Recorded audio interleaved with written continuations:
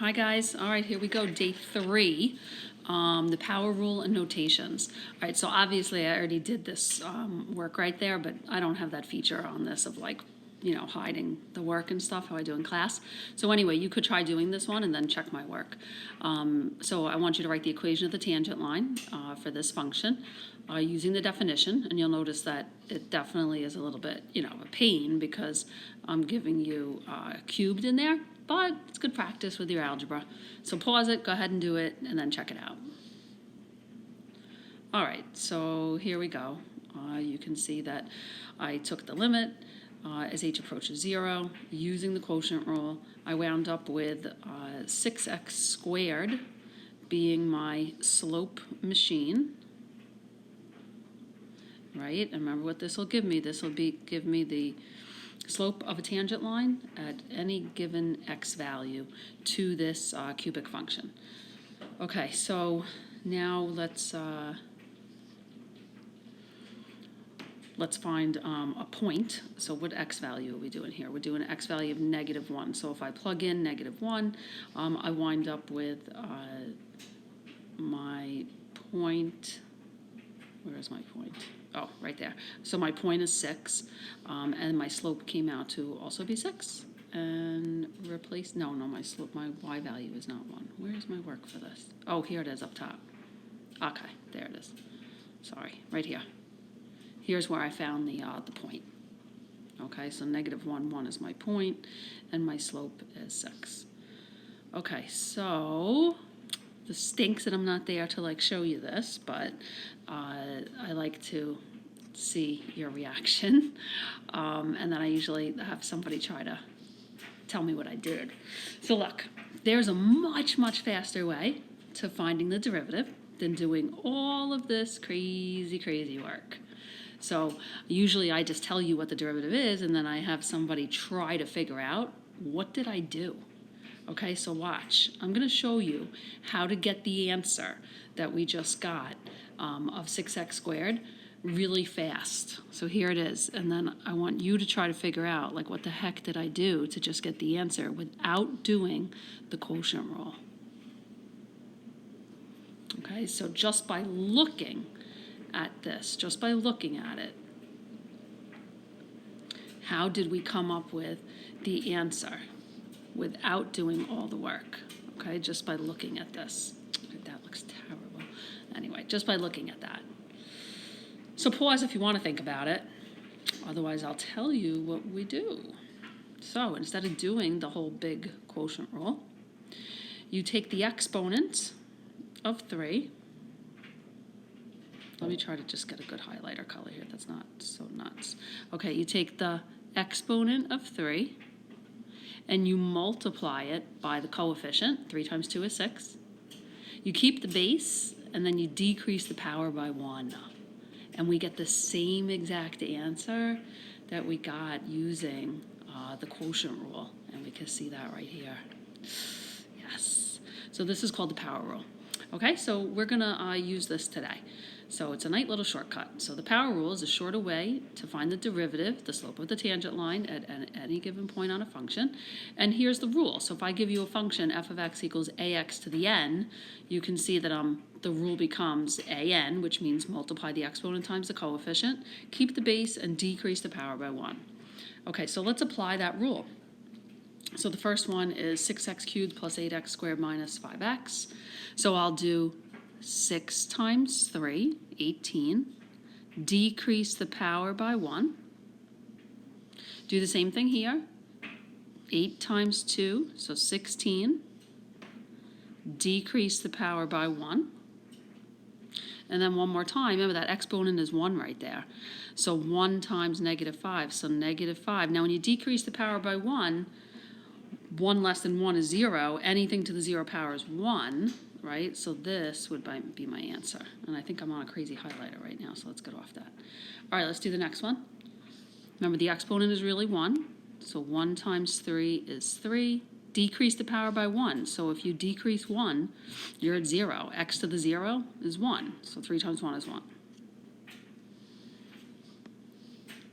Okay, this guy. All right, so if I give you 4, I give you just a constant. Well, couldn't I really write that as 4 times x to the 0, right? That's really what that is. So as soon as you do 4 times 0, you wind up with 0. So there is no decrease in the power by 1 or anything like that. So we can just memorize that the derivative of a constant is always 0. Okay, the derivative of a constant is 0. And let's take a look at y. So if I give you a constant is y equals a number. What's going to be the slope of the tangent line? Well, it's going to be itself. It's going to be right there on it. So the slope will always be 0. So we should memorize that. Okay, and let's try this guy. All right, so this one needs to be fixed first before we can do it. You can't leave it as a fraction, otherwise we'd have to use another rule, the quotient rule, which I'm going to show you next week. So first let's change this. Remember, we can change 1 over x to be x to the negative 1, right? You can move upstairs, downstairs just by changing the sign of the exponent. So now let's go ahead and apply the power rule. So we're going to do negative 1 times, that's really a 1 there, right? So I'm going to get a negative 1x, and now decrease the power by 1. So negative 1 decreased by 1 is negative 2. So you can write the answer like this.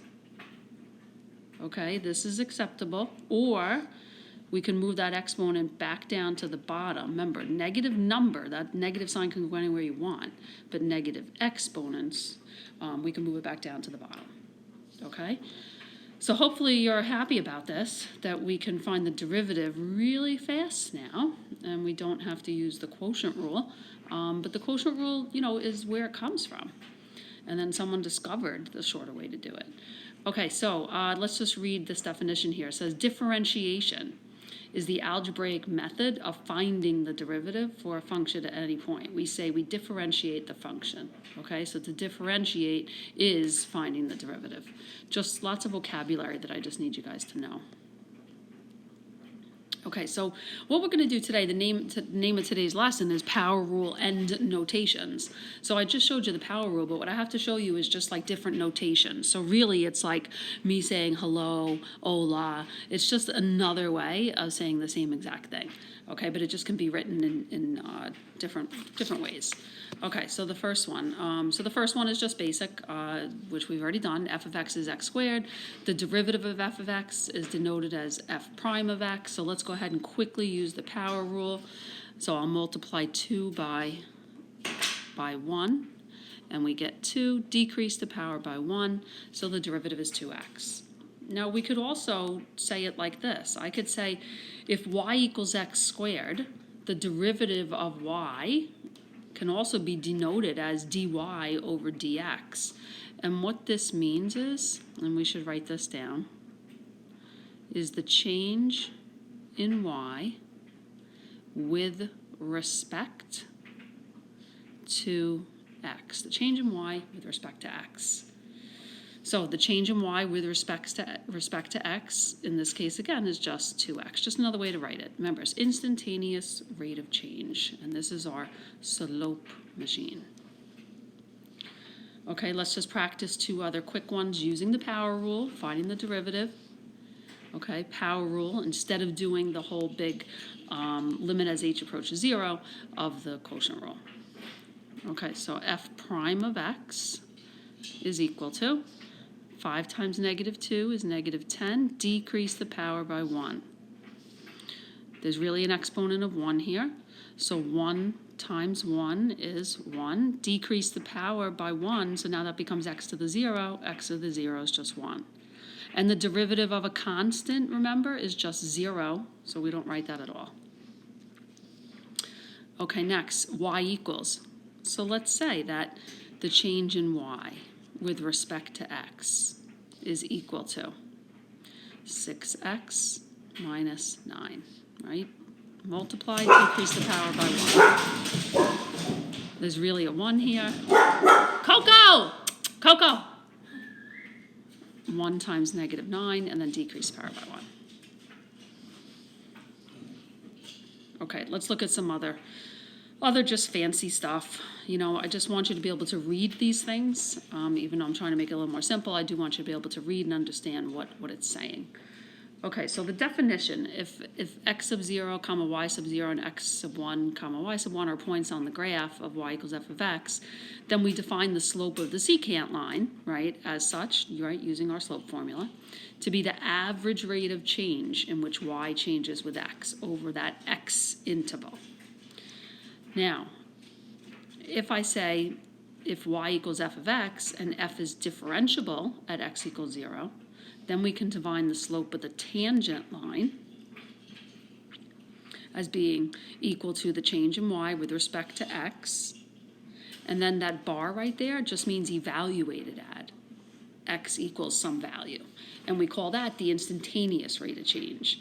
So when we have 2 points and we're finding the slope of a secant line, it's average rate of change. When we only have one x value and 1 point, and we're finding the slope of the tangent line, it's instantaneous rate of change. Okay, so just little fancy stuff to be able to read. All right, just some more little goodies here. So it says we can also say that the derivative, so if I just say d over dx, we can just say the derivative for that. So I give you 2 examples here to look at. So the first one, the derivative, and I'm writing out in words for you, of x squared plus 1 is equal to 2x. Now this one's important here as well. So the derivative of x squared plus 1 evaluated at x equals, and x sub 0 is just some value, because x equals 3, x equals 2, is equal to, and then I'm telling you what the derivative is, right? Decrease the power, multiply, decrease the power by 1. So we're just going to use some of these notations in some of the questions that we do. Okay, so here's our first one. So given y equals x squared plus 1, find the average rate of change, right? So average rate of change of y with respect to x over the interval. So that means I have 2 points. So I have 3 comma something and 5 comma something. So we'll just do our slope formula. So we got to get the partners of y. How do we get those? Plug in. 3 squared is 9 plus 1 is 10. 5 squared is 25 plus 1 is 26. Right, this is my x1, y1, x2, y2, and we'll just do our slope formula. So 26 minus 10, 5 minus 3, and my slope is 8. Okay, so that's old school there. All right, now let's do the instantaneous rate of change of y with respect to x. So that means I just have one value, 1 point. So I'm going to do it at x equals 3. So let's read this again. The derivative of x squared plus 1 evaluated at x equals 3. So what is that equal to? Okay, well, first let's do the derivative. So the derivative, 2 times 1 is 2, decrease the power by 1. And now we're just going to evaluate at 3. So my answer is 6.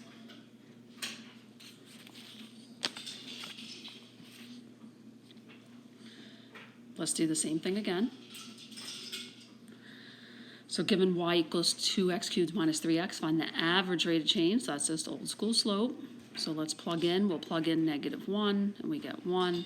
We'll plug in 1, and we get -1. And let's just do our slope.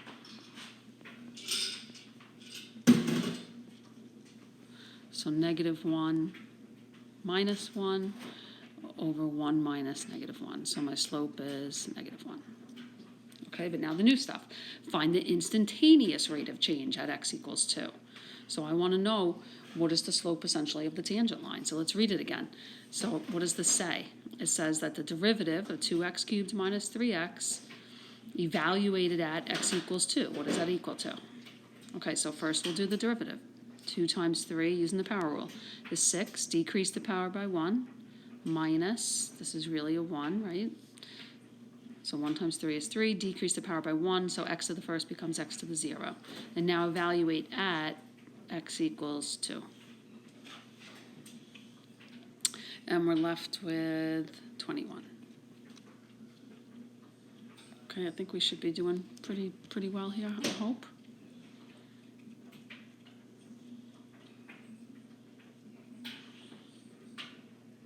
Okay, I guess I wanted you to do the 8A. So if you guys could do 8A, that part yourself, go ahead. There it is. And then we'll do this one together. So find the instantaneous rate of change. So we could write this any way we want. I'll just write the derivative. Or I could write dy dx, you know, it's just all different ways of writing it. Of 1 over x evaluated at x equals 2. Okay, so remember, first I'm going to change that guy over to be x to the negative 1. That's really what that is. Okay, so the derivative is equal to negative x, right? Negative 1 times 1, decrease the power by 1. And now we're just going to substitute in the 2. I think it'd be easier to substitute in the 2 if we get that exponent positive on the bottom.